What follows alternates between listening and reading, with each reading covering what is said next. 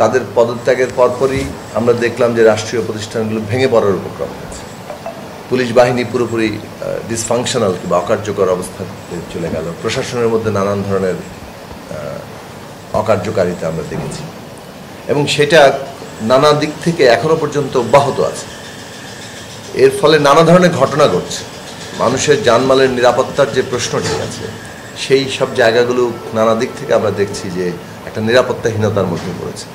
আমরা মন্দিরে হিন্দু সম্প্রদায়ের বাড়িতে হামলার কথা দেখেছি, আমরা দেখেছি নারীদের উপরে হামলা হচ্ছে কিংবা মাজারেও এমনকি হামলা হচ্ছে এবং মব জাস্টিসের নামে বহু জায়গায় মানুষের জানমাল এখন ভয়ানক রকম ক্ষতিগ্রস্ত হচ্ছে, মানুষ নিহত হচ্ছে। এই জায়গা থেকে আমরা মনে করি যে সরকারের দায়িত্ব হচ্ছে জনগণের জানমালের নিরাপত্তা দেওয়া। 8ই আগস্ট যখন সরকার গঠিত হয়েছে সেই থেকে আমরা এই কথাটি পরিষ্কারভাবে সরকারকে বলে আসছি যে স্থিতিশীলতা এবং জনগণের জানমালের নিরাপত্তা দেওয়া এটা হচ্ছে আপনাদের কাজ।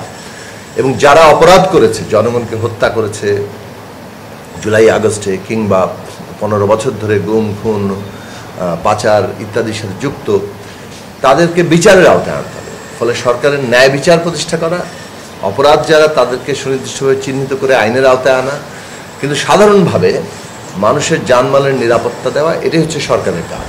এবং সরকার তো আসলে রাষ্ট্রকে ব্যবহার করেই কাজটা করবে, রাষ্ট্রের বিভিন্ন প্রতিষ্ঠানকে কাজে লাগিয়ে করবে।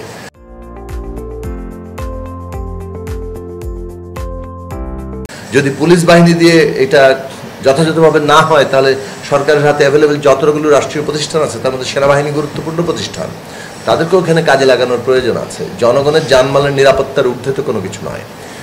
এইটা আমরা মনে করি যে বরং আরও দ্রুততার সাথেই এই কাজগুলোতে সরকারের উদ্যোগ নেওয়া দরকার ছিল। আমরা আশা করব যে কার্যকারিতার সাথে জনগণের জানমালের নিরাপত্তা এবং সেনাবাহিনী তার যে এখতিয়ার সেই এখতিয়ার অনুযায়ী কাজ করবে। কোনো ধরনের নেতিবাচক কোনো ঘটনা কিংবা উদাহরণ যাতে সৃষ্টি না হয়, বিশেষত বিচার বহির্ভূতভাবে এবং আইন বহির্ভূতভাবে কোনো জনগণের অধিকার যাতে ক্ষুণ্ণ না হয় সেই বিষয়গুলো খেয়াল করতে হবে। এবং আমাদের যে লড়াইয়ের প্রধান অর্জন, এই গণ অভ্যুত্থানের প্রধান অর্জনের জায়গা হচ্ছে যে সবাইকে জবাবদিহিতা করতে হবে। জবাবদিহিতার ঊর্ধ্বে কেউ নয়।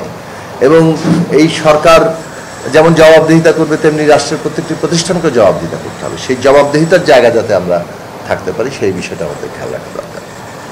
2 মাসের জন্য করা হয়েছে এবং 2 মাসের মধ্যে জানমালের নিরাপত্তার প্রশ্নে আমরা কার্যকর উদ্যোগ দেখতে চাই।